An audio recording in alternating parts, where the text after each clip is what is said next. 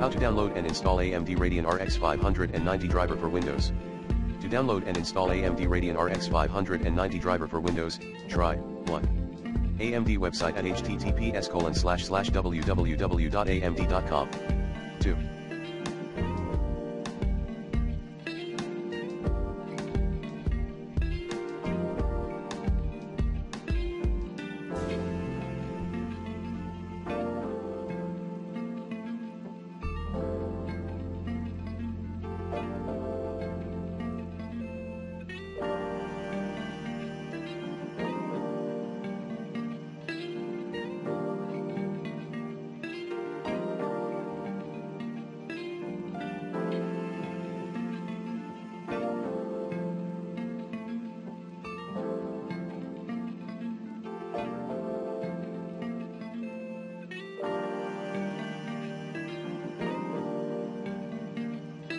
Using the recommended Avast driver updater in this video guide.